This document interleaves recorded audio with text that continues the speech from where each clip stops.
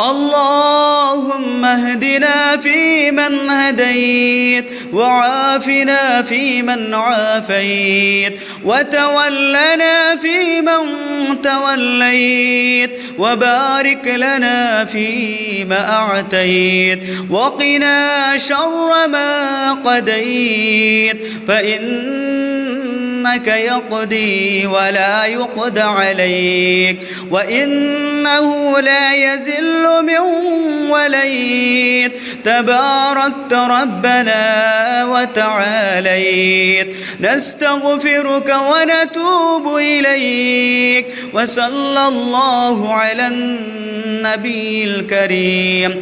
اللهم اغفر لنا وللمؤمنين والمؤمنات والمسلمين والمسلمات. اللهم اغفر لنا